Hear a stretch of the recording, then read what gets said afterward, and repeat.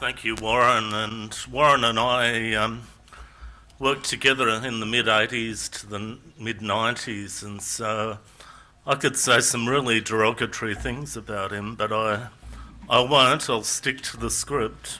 And Warren will be speaking on up-to-date overview of aspects of steel corrosion in concrete. Warren Green is the Director and Corrosion Engineer at Vinsi Partners, based in Sydney. He's a Fellow and Chartered Professional Engineer with Engineers Australia. Warren has over 30 years of experience in corrosion engineering and materials technology, covering marine, infrastructure, industrial, civil and building structures. He's also an adjunct associate professor in the Institute for Frontier Materials at Deakin University in Melbourne, and an industry lead with the Australian Centre for Infrastructure Durability, or ACID. So Warren, I'll hand the podium to you. Thank you, Frank. Can everybody hear me with this roving microphone? Is that okay?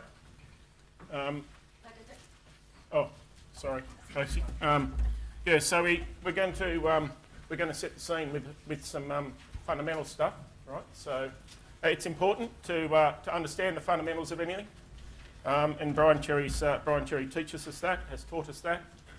We need to understand those when it comes to determining how to diagnose our concrete structures, how to repair them, how to protect them, and so on. So, and then my batting partner, John Broomfield, will give us some fundamental stuff on repair and protection in terms of the second presentation. And with your permission, I've removed my jacket, rolled the sleeves up because we're talking technical stuff. We're talking fundamentals. We're talking reinforced concrete. We're talking electrochemistry, and we're talking cricket. So you get a bit warm when you talk all of those things. Okay. So. The co-authors for the paper I'd like to acknowledge, and the presentations, Professor Frank Collins and Professor Maria Forsyth from Deakin University have been kind enough to let me do the presentation on their behalf. Maria's an apology for today. She's on sabbatical in Spain, doing work, right? Very nice. So she's not here, so she sent her apologies. Brian's aware of Maria's apologies. And I've got the slide here with Vinsi Partner. Frank mentioned that I have an adjunct position at Deakin University. Right, adjunct positions don't pay very well. You've got to pay the bills, full-time jobs, so obviously got to be in a full-time job. So the fact you see Deakin University and two professors' names here does not mean that they're associated any more with Vinsi Partners than they are with any other industry organisation, okay? Either as a university or as individuals.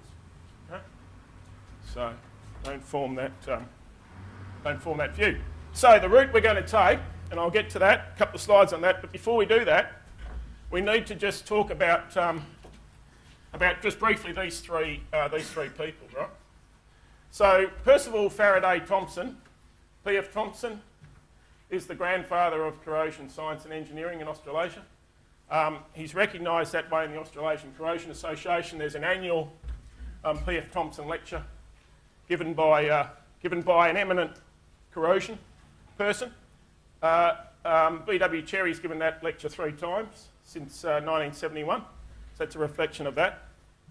His second name was surmised by Rob Melchers when he gave his P.F. Thompson, that at the time when his parents would have known, in the 19th century, Faraday was potentially the greatest British scientist around. He was a superstar scientist. So Thompson's parents would have known of Faraday, and we sort of surmised that perhaps they wanted their son to be a scientist, right? So his second name was Faraday. And as it turns out, Percival Faraday Thompson was a scientist, a very good scientist here in Melbourne, and he was also a gifted experimentalist like Faraday, and he did demonstrations. And that's a requirement in the ACA lecture, to do a demonstration when you give the lecture, right?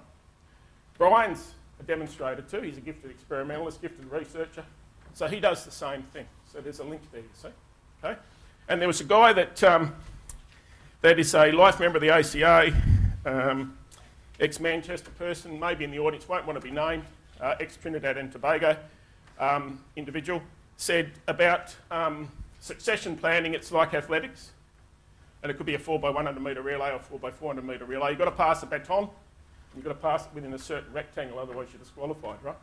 So these guys have passed batons, if you think about it, passed batons down to people. And on the next slide, I'll propose who Cherry has passed the baton to in terms of tertiary education. So the route we're taking is we'll just remind ourselves how wonderful reinforced concrete is, and just show some pictures. It's easy to forget, take it for granted. Yeah? So just some nice pictures of some bridges and power stations and dams, and And John Broomfield will tell us that it's the it's the most used construction material in the world, and it's the second most used material that we use after water. And wouldn't it be a sad world if we didn't have reinforced concrete? So we'll have a look at some pictures. There's some pictures there, right? And then we've got to go through some fundamental stuff. So it provides wonderful protection, concrete. So we'll go over just the different binder types that are available here in Australia.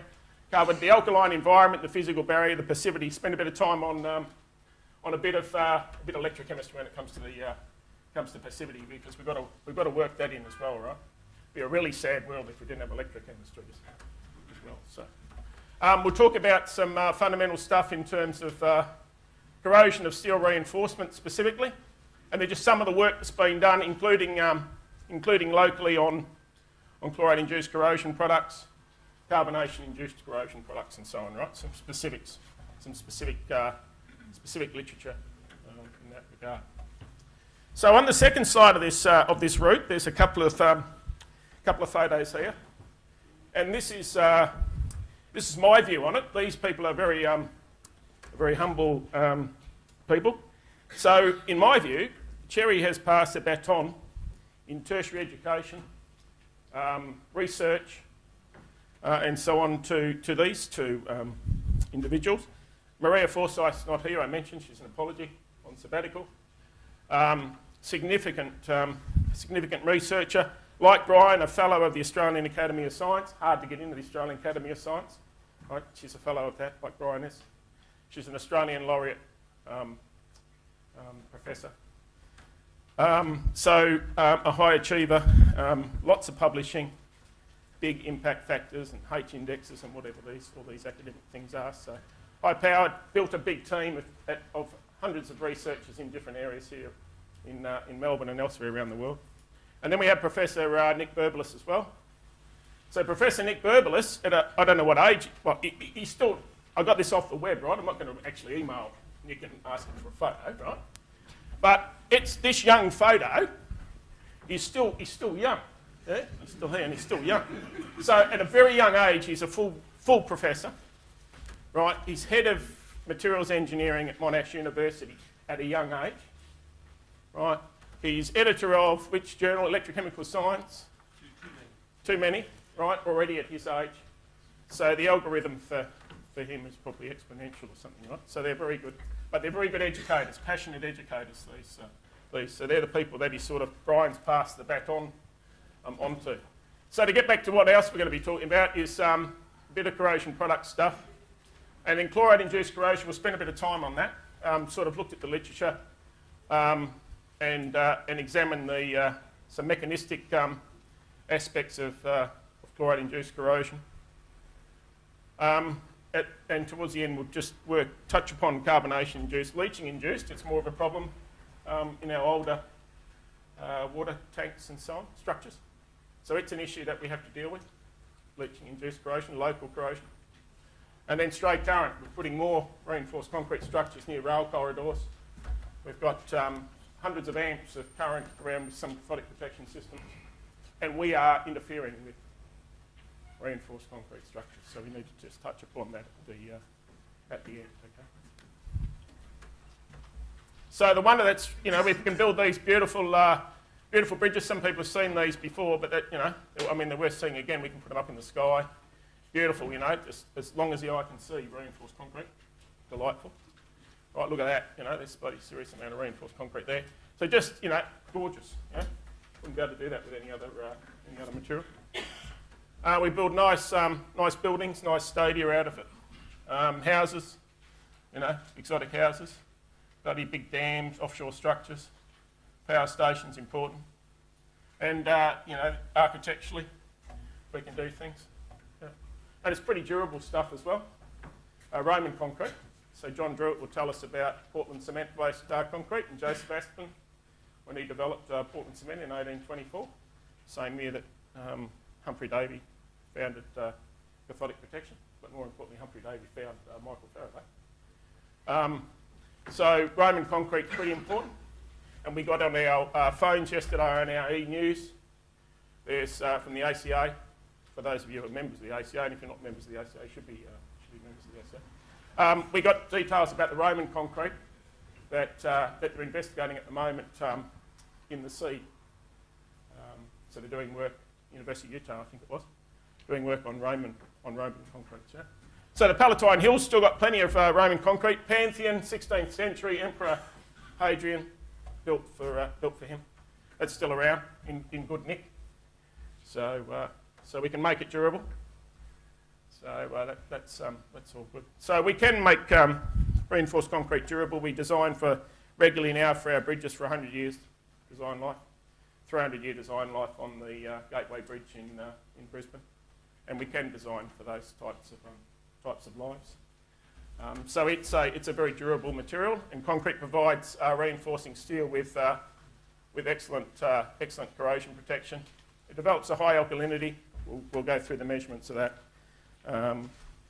So you get a passive oxide film, so we'll go through the composition of that, some of the literature in regards to that. It's got a low penetrability, so if we constitute it appropriately, we compact it and we cure it. It's got a very low penetrability to the substances that might be aggressive to it and the steel reinforcement. And then if we do propagate corrosion, we do get, if it's chloride-induced corrosion, if we propagate pits and we grow pits, then it's got a high resistivity. Some concrete's, very high resistivity.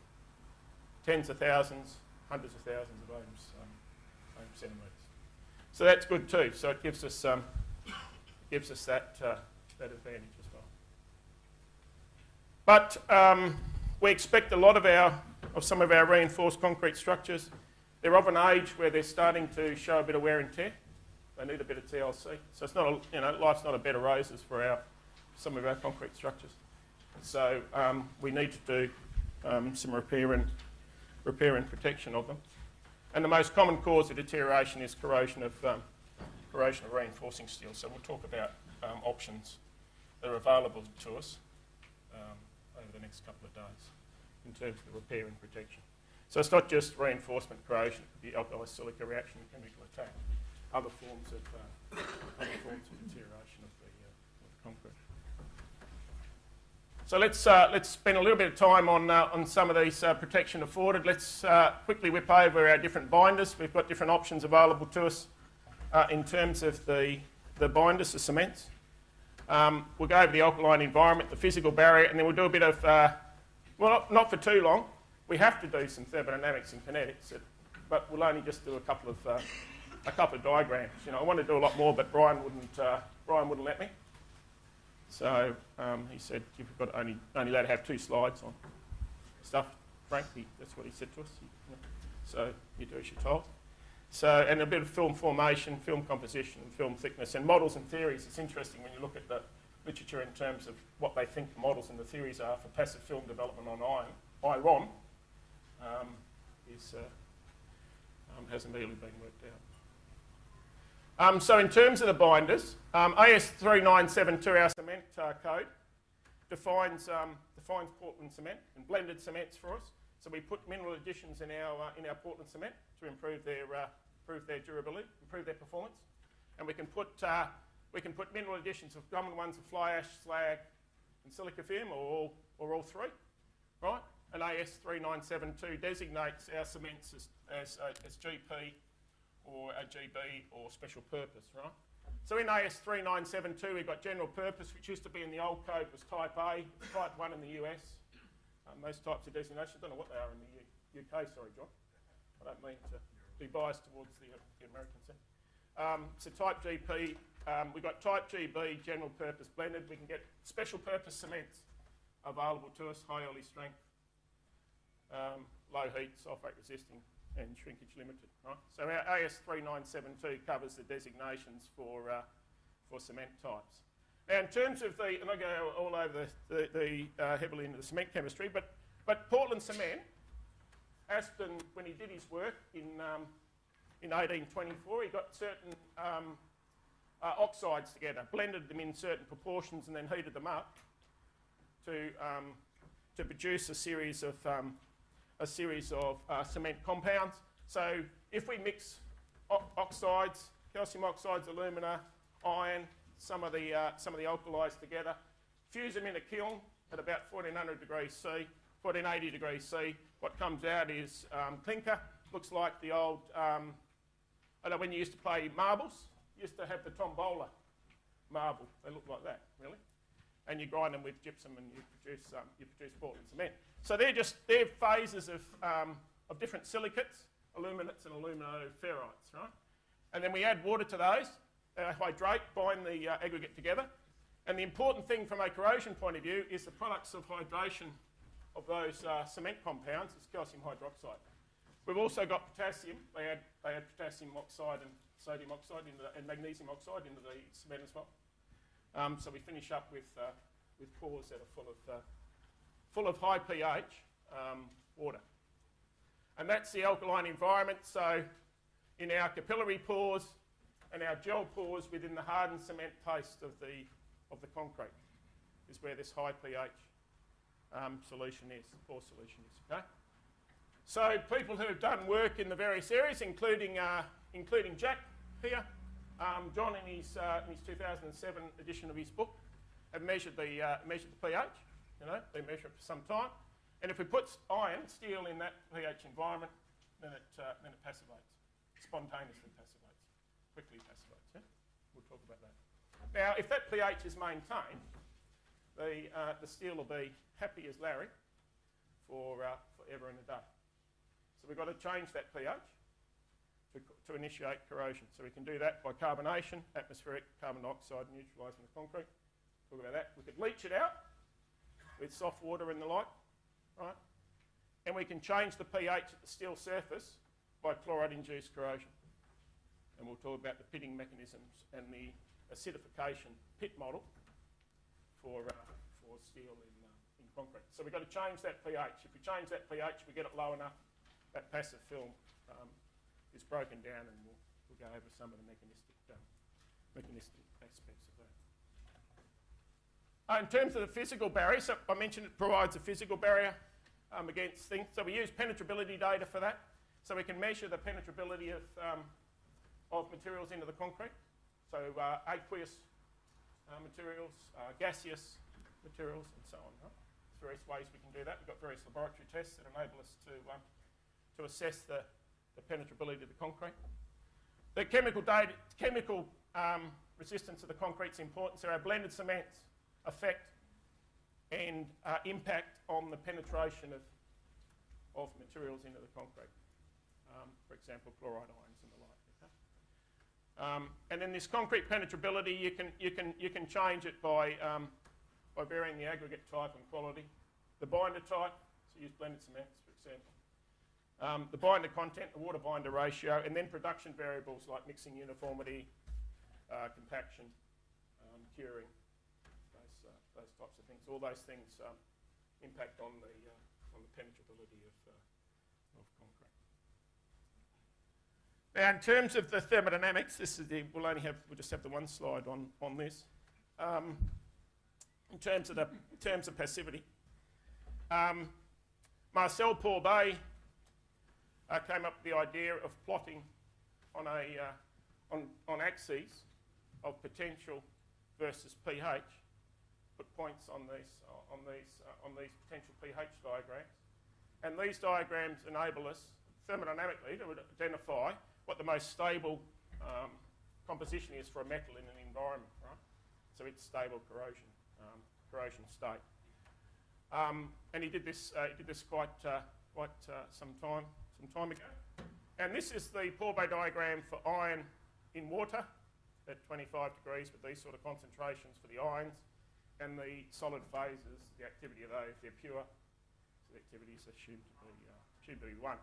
So if we put steel in pH 12 to 14 environment, then thermodynamics tell us that it will passivate. Yeah? So if we look at, for example, iron in water and we put it in neutral pH, it corrodes. And the way we can passivate it is we can anodically protect it and move it from the corroding zone into the passive zone. We can provide cathodic protection and pull it in a negative direction into the immune zone, or we can increase the pH of the environment and passivate the steel that way. And then these diagrams, potential pH diagrams, can be modified for pitting situations, for chloride-induced corrosion, imperfect passivity, perfect passivity. We're not going to talk about that today. Haven't got time. And then they change. The diagrams change based on concentrations of the ions. Yeah. So activity. These are activities. So 10 molar, 10 to the minus 2 molar, 10 to the minus 4 molar, 10 to the minus 6 molar. Yeah. So the lines move. And then kinetics are important. When it comes to passivity, kinetics are important anyway. So thermodynamics tell us whether it's possible. They don't tell us the rates. And so corrosion reactions, a passivity corrosion reaction, it's a corrosion reaction. It occurs at an insignificant rate, so we don't worry ourselves too much about it. And in terms of kinetics of corrosion reactions, Ulrich, Richardson, Evans has taught us how to examine kinetics. And his diagrams are E potential on the y-axis, log of current on the x-axis, right? Now, Evans was Cambridge. Evans was in the laboratory when Brian did his PhD a little while ago, right? It was a few years ago. Yep. And Brian did his PhD under Jack Main, who was one of the guys that Evans chose to work in his laboratory in Cambridge. So Evans is the father of modern corrosion science, right? So in the end, Faraday has passed the baton to Evans, and then Evans passes the baton to Jack Main in relation to protective coatings, who then passes the baton to Brian Cherry when he does his PhD at Cambridge. So he was a prolific researcher, and he was a pretty good bloke, wasn't he, Brian? I think he was the doctor, they called him. Yeah? So he wasn't up himself, it's just what they called him. Yeah? So we got a lot to thank U.R. Evans for. And he tells us that if we apply, externally perturb our steel in its environment, so we apply an external current or potential, and it's at high pH, we see an increase in current. So an increase in current means an increase in corrosion rate. Faraday told us that in 1834. Yep? Electrochemical equivalence he came up with. Corrosion rate is directly equivalent to, by Faraday's number, to metal loss, yep? Section loss. Yep? So in an active passive metal, you see an increase in corrosion current, anodic current, right? And then you see a drop, big drop, that orders of magnitude drop as the passive film is formed. And then we can measure this. We can measure this leakage current, and we've been measuring it for decades. We don't need to measure it. We already know what it is. We measured it years ago. So that leakage current is necessary to maintain that passive film on the steel. So the passive film, the oxides of the passive film dissolve to the environment. The passive film gets defects in it. It's a self-sustaining thing. It's the perfect coating for passive film. It's wonderful, the iron oxide on. So what is those? So we'll go over just the passive film formation. So the high pH is what causes it. In a general sense, Brian's told us in 2004 that it can be generally accepted that the passive film is gamma iron oxide, maghemite, and it's formed by that anodic reaction. So there's electrons produced. Those electrons then need to associate themselves with, they remain in the steel, transport through the steel, need to associate themselves with some cathodic reactants, so oxygen and water in the concrete to form hydroxyl ions to complete the circuit. So the passive film development, spontaneous development for steel in concrete is a corrosion reaction. Anodes and cathodes and so on, as defined for us by Faraday. So in terms of these leakage current densities, we can measure that.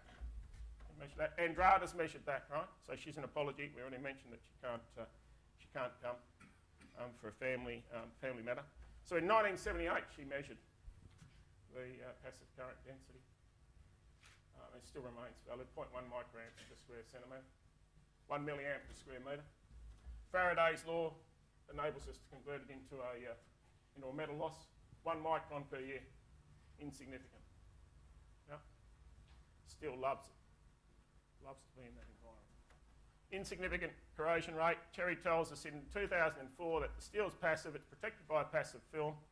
That passive film maintains itself, maintains a constant thickness. So, and its development when the concrete is green, its development is such that there's no stresses induced on the concrete.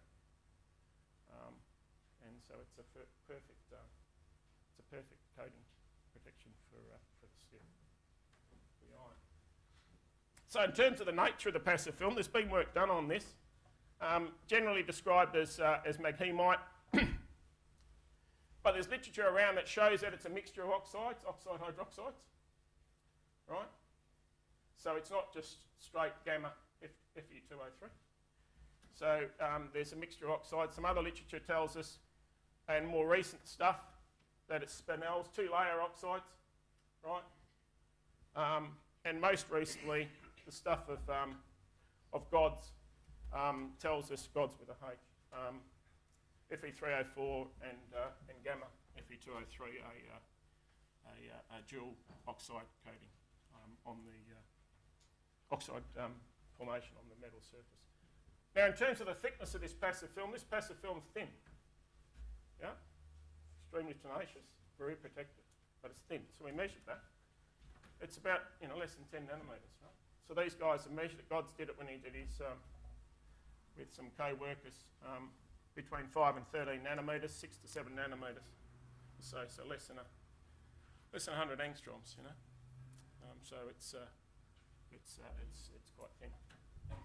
Then later on, I'll come back to this in terms of the Portlandite layer as well. So it provides a very protective layer to the steel.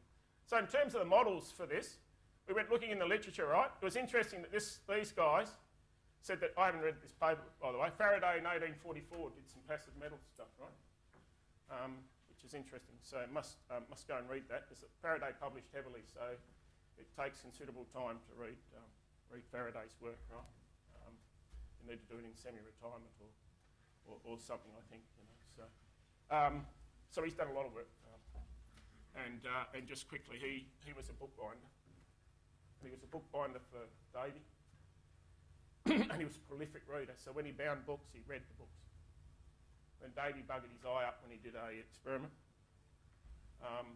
and he asked Faraday. Faraday then said, I can do that, Humphrey. And then the rest is history. Extremely gifted individual. So this Volchami et al. Looked at all these things, right? I'm not going to go into all this. We could, but we've got other, we haven't got all day to spend on passive film models. Yeah? So he looked at all these different models, and he concluded that there still seems to be a bit of work required in terms of the modelling, right? Which I was surprised about. Iron oxide, iron passive films. You think they would have got it? We'd know, but it seems that we don't, And they've looked at all these different models and theories. So in terms of the loss of this passivity, we can lose it. We've got to break that passive film down for corrosion to be initiated. Okay? So we can do that by carbonation. We'll talk about it later. Through the concrete and onto the reinforcement surface. We can do it with chlorides. We'll spend a bit of time on chlorides. They're by far the most common cause of initiator and propagator of corrosion of steel in concrete. So we'll spend a bit of time on some of the mechanistic aspects there. Leaching is a problem in some of our structures. So here's a water tank locally at cracks and joints. We leach enough lime out, we lower the pH. The passive film dissolves and we get local corrosion, right? And that's the corrosion that concerns us, obviously. Pitting corrosion, yeah? And then stray electrical currents.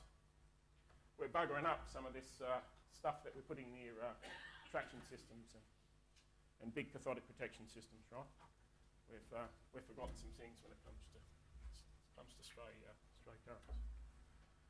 So let's first of all define a couple of things in terms of corrosion and the spatial location of anodes and cathodes. So if anodes and cathodes are very close together, then it's microcell corrosion. And so it just appears general corrosion, uniform corrosion, right? So carbonation-induced corrosion gives us uniform or general corrosion. Chloride-induced corrosion at very high concentrations does. But chlorides is macrocell corrosion. So the anode and the cathodes are spatially separated. So we get small anodes, big cathodes. Big cathode to anode ratios. Very important, right? Get massive, significant pitting corrosion rates, okay? And Rob Melchers will tell us in his presentation, though, that he's looked at things in a different way, but that's okay. We're not going to steal his thunder on some of this. So we get macrocell corrosion, right? And then in terms of the corrosion products, from a chloride-induced corrosion point of view, they vary markedly. So Rob, with some of his PhDs and postdocs, have done work on real structures. Samples sent to his laboratories in the University of Newcastle. So identified these are courtesy of Toril Pappy, Dr. Toril Pappy. She can't be here today. She's an apology as well. Too busy with her consulting engineering firm that she works for. But they've identified, actually determined, very nice, elegant photos of green rust. Right, and we'll come back to this when we talk about chloride-induced corrosion in a bit more detail. So various green rusts have been determined. You can get ferrous hydroxide. You can get black rust, magnetite, and you can get hematite. So you get a real mixture of corrosion products, right? Various ferric oxides, and when they hydrate, they're even more voluminous, right? So we'll show some data as to the changes in volume of these oxides and hydroxides. In terms of carbonation-induced corrosion for corrosion products, it's a lot more straightforward. It's goethite, apritic gracite on these buildings, right, of different ages. These guys, Colio, identified that. A bit of magnetite and a bit of goethite on laboratory-based studies. So pretty straightforward corrosion products in terms of carbonation-induced corrosion. More of a mixture when it comes to chloride-induced corrosion. So in terms of the volumes of those products, corrosion products, they have different volumes relative to iron. And when they get hydrated, they're even more voluminous. So hydrated hematite, right? Fe2O3.3H2O is much more voluminous than the parent steel. So the literature tells us that. It's all published and it's there for us. So what that means is, from a damage point of view, and we won't always see this, but on the next slide I'll show that these more voluminous products form in relevant situations, specific situations. They set up tensile strains in the cover concrete. The concrete is poor in tension. That's why one of the reasons why we've got steel in the concrete in the first place. So tensile strains set up in the cover concrete. The concrete cracks. It then delaminates, so it gets grummy. It spalls, and in all instances there's section loss as well. So that's what concerns section loss. One of the things that concerns the structural engineers. Loss of bond concerns them as much, or if not more, and loss of anchorage as well before they get section loss. So all those things relate to visible damage, but you don't always get visible damage, particularly with chloride-induced corrosion. It's pitting corrosion, insidious pitting corrosion. Yeah? Fontana told us that. Insidious pitting corrosion. So you get marked section loss, coalesced pits, pre-stressed screens out of John's book, right on piles in Florida. No visible damage. Right? Nothing on the concrete surface. So visual inspection will not pick this type of corrosion up. Okay? Right. And the literature tells us this. So Elsner points out that this is macrocell corrosion, right? So that's okay. We know about that when it comes to engineering alloys and so on, right? So Frankel and Galvelli and all these people told us about macrocell corrosion when it comes to engineering alloys, so we can apply that to concrete. Large cathode, yeah? Tens, hundreds of millimetres squared, small anodes, right? Massive corrosion rates potentially. Elsner, 1 millimetre per year in some pits. Just, ridiculously high. So if our repair and protection methods are to slow pitting corrosion, then you'd want to be pretty confident that they're slowing it down. Greenfield tells us in his books that black rust, green rust, waterproof membranes, underwater saturated concrete structures, no visible damage, right? States that there's no indication of corrosion, right? And that bars have been hollowed out.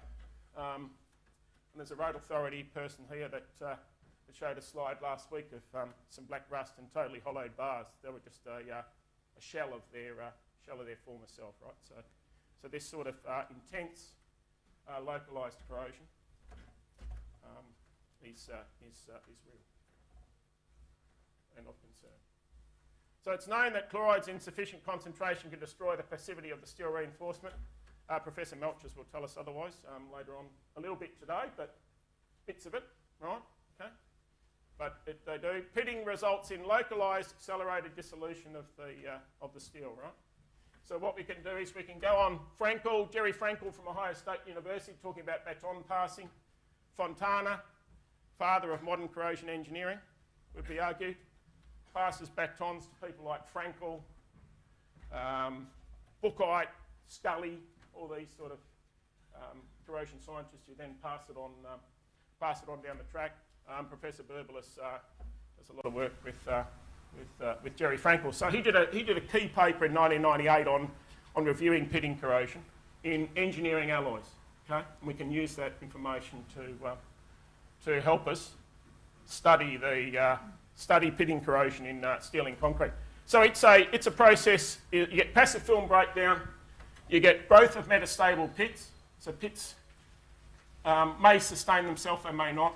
We get pit growth, pit propagation, right? We can apply all of that. Same thing to steel and concrete. Okay? So Angst and his co-workers have show us that we get passive film breakdown, pit initiation, metastable pitting, and pit propagation for chloride-induced corrosion in concrete. Okay? Now the ACI committee in 1985 proposed 3 theories for pit initiation, chloride-induced pit initiation. An oxide film theory where the chloride ions colloidally disperse the passive film. There's an adsorption theory where they adsorb preferentially onto the metal surface, and that cathodic reaction is impacted. They compete with the oxygen and water molecules. And then the most appropriate theory is that this transitory complex theory, where they complex with the iron ions, ferrous ions, yeah, and accelerate the dissolution. So we'll talk about that. Okay, so we can go and look in the literature, and the literature shows us the Melchers, Lee, Melchers, Pappy, so on. They've picked up green rusts, blue rusts, and so on, right? So that has to be an indicator that transitory complex theory is applicable, yeah? If we're forming chloride-based materials as intermediate products. And then there's been stuff done, using more modern techniques, transmission electron microscopy and so on, that help us in terms of this pit initiation. So it's predominantly this transitory complex theory in our view. That's the dominant mechanism for chloride-induced depassivation pit initiation. Okay, and we'll discuss that in a little bit more detail. Okay? Metastable pitting is important. So Frankel's key review paper of 1998 tells us about metastable pitting for engineering alloys, stainless steels, aluminium alloys, and the like, right? And metastable pits grow for a short period of time. So we've got to have them sustain themselves and grow into pits proper for it to be a concern. And Galvelli in 1976 came up with a model for acidification within pits, and that model we can apply to steel and concrete. Right? It was a very important fundamental model. when it came to pitting corrosion of aluminium alloys, of engineering alloys. So Angst tells us there's an anodic dissolution reaction has to be sustained for metastable pitting, and the solution within the pits must maintain its chemical composition for the pit to survive the metastable state and grow to a full-blown pit. So, and the analyte aggressivity must be maintained. So within the pit, we get hydrolysis. We'll show that schematically in a sec. So the chloride ions complex with the ferrous ions, and as an intermediate product, you form ferrous hydroxide. That ferrous hydroxide deposits near the pit. There's then restriction of oxygen and water down into the pit. Then the reaction that's sustainable under those conditions is hydrolysis. Fe2 plus 2 water molecules to give FeOH2 plus 2 hydrogen ions, right? Okay, so the pit environment becomes very acidic. And so long as you don't get dilution of that environment, then you'll get pit sustainability and growth. So it goes from the metastable state to the full-blown pitting state. Right? And then there's other work that says that in terms of metastable pitting, it's closely associated with the local chloride concentration. So if you build up a charge imbalance, you've got lots of positive hydrogen ions in the pit, then you need to maintain neutrality. So the chloride ions go into the pit. You finish up an environment in the bottom of the pit of hydrochloric acid. Okay. And once that's stable, then the reaction sustains itself. And you can even get situations where you get porous covers over the pits, and the pits still sustain themselves even if there's corrosion product over the top of the pits. So in terms of those pH, Jack's done work where the pH in the bottom of pits with his microelectrodes some time ago is about pH 4 hydrochloric acid. So quite significant in terms of chemistry of the environment. So we need this analyte to be acidified. We need to maintain this local pit chemistry for this sort of thing to continue. And this work here, where at Imperial College in London, elegant work, where the importance of the Portlandite layer, the calcium hydroxide layer, they intentionally put defects in that layer around the bar, and they initiated pitting there, right? So local acidification is critical. It stays metastable until it overcomes that alkalinity, yeah? We've got lots of alkalinity. We've got calcium hydroxide, we've got potassium hydroxide, sodium hydroxide. We have to get through that first before it can sustain itself. So this lime Portlandite layer, Chris Page, 1975, told us about this. So that's important when it comes to growth of pits. And as long as those hydroxyl ions don't migrate into the pit, to maintain that charge balance, we get past that phase, we get chlorides coming into the pit, and we sustain pit growth. So schematically, we've got this transitory complex. These chloride ions react with the ferrous ions as an intermediate step to a hydroxyl that shields the pit. We generate acid from hydrolysis. Small anode, large cathode. Yeah? Intense, rapid rates of corrosion. Schematically shown as the various chloride complexes, including the very aggressive ferric chloride. Okay? The acidification's maintained. The chlorides don't get consumed. So they stay there. They're recycled, right? Yeah. So it's autocatalytic pitting for steel, chloride, steel, and concrete. Now, other factors that are important is the metallurgy. We've got different reinforcing steel qualities now, right? So that's buggering things up a little bit as well. And we've got different metallurgical conditions on some of these, depending on where we get our steel from. Not going to name the countries. And this metallurgy causes a pitting initiation sites. Some of these reinforcing steels have got excessive manganese sulfide inclusions in them as well. So there's work going on about that, the effect of those. And the literature tells us that we get acid, we get hydrolysis reactions, preferentially at magnesium sulfide inclusions. So some of these steels we're using are not helping in terms of chloride-induced pitting as well. So, and then Lynn's work tells us that even when we got magnesium sulphide, we generate various acidic compounds. We've got to maintain that charge, and negative anions have got to jump into the pit. In terms of carbonation-induced corrosion, that's it on chlorides. We can get it with atmospheric carbon dioxide. So late last year in Cape Grim in northwest Tasmania, we tipped over 400 parts per million CO2 in the atmosphere. And Cape Grim's a place where there's no man-made effects on the way we monitor the environment there. So we went over 0.04%. That CO2 dissolves in the water. Yep, no worries, Frank. To form carbonic acid. That carbonic acid reacts with the calcium hydroxide in the pores of the concrete to lower the pH. You lower the pH below 10, and the passive film breaks down. Now it can also occur in underground conditions, and here you form calcium bicarbonate, which is soluble. Calcium carbonate is insoluble. So it can be a problem for buried concrete as well. And then, so the passive film is stable at pH 10. Various people, including John, tell us that. And if we get below 10, down to 9, as low as 8.3, it dissolves. Yeah? We just get uniform general corrosion unless it occurs at cracks or joints or local defects.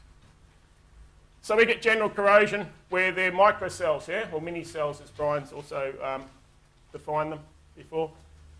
But you can get localised carbonation-induced corrosion.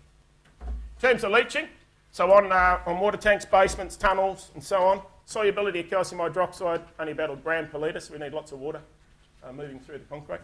But we can get that. We see these sort of stalactites, this wharf, this water tank, leaching of calcium hydroxide and sodium hydroxide, get the pH down below 10, and the passive film breaks down. Now these products of hydration, these alkaline materials are important for the chemistry of the cement as well, right? So if we leach enough of them out, we actually break down the cement. It's all in equilibrium, yeah? So calcium hydroxide is important for those calcium silicates, aluminates and alumina ferrites. So if you leach enough, you destroy the concrete, right? But prior to that, we worry about corrosion on the steel. These water tanks, black rust. Yeah? No damage. Black rust. So local section loss. And I'll finish with just stray currents and interference corrosion. Just a few slides on that because I mentioned that seems becoming more of a problem. We've got more traction systems. We're going back to certainly in Sydney to what we once had, and we don't call them trams, light rail.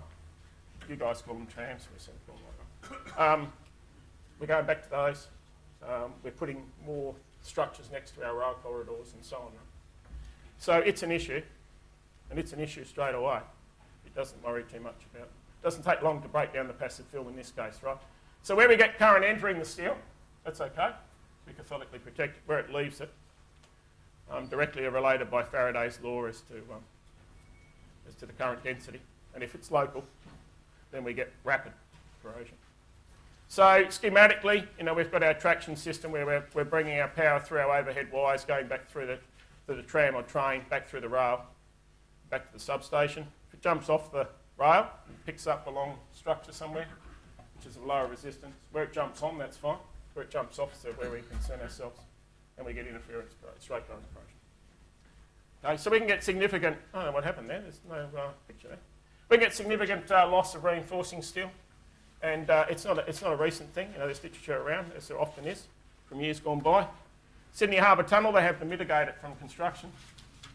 1991, we were at a corrosion, well, it wasn't there, but at corrosion conference they talked about losing 150 kilograms in the inverse tube units of the Sydney Harbour Tunnel from straight current corrosion.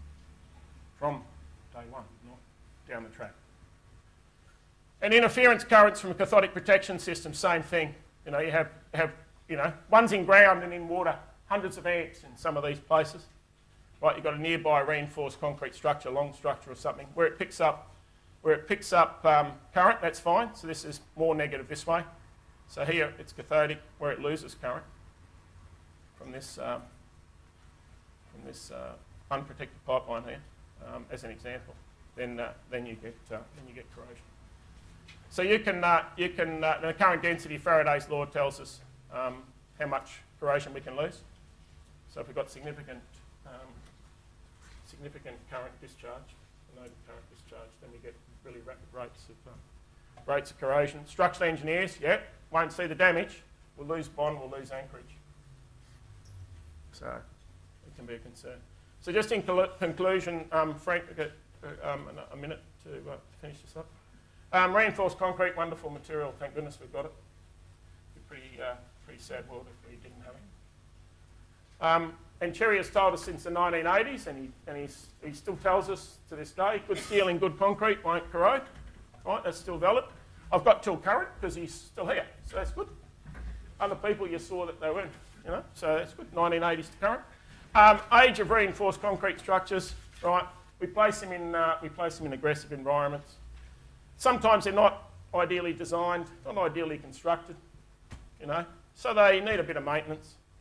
So, and the most common cause of deterioration is corrosion of reinforcing steel. We've tried to cover in this introductory session the wonderful protection to the concrete, uniform microcell, macrocell corrosion, products composition, breakdown, pitting corrosion, carbonation, Okay? And the rest of it, so we need to sustain the performance of our concrete structures. We can sustain them for as long as the structure owners require. Right? So there's numerous structures that are beyond their design life that they comfortably will sustain themselves for 50 years, 100 years, whatever the structure owners want. Okay? We know how to do that. So we need to condition assess them. Very important, right? We just saw no visual damage. We must do condition assessment. We can do modelling, and we're going to hear about that. We can do deterioration predictions. We need to give them a bit of tender loving care, right? So we're going to hear about that over the next couple of days. Cathodic protection, corrosion inhibitors, alternate metallic reinforcement is sometimes necessary. We just cannot possibly get the performance we require out of our concrete. It's almost impossible, and we'll hear about that. We'll hear about that at the end of tomorrow. So, on behalf of Frank and Maria, I thank you for your attention, and hope you enjoy the symposium.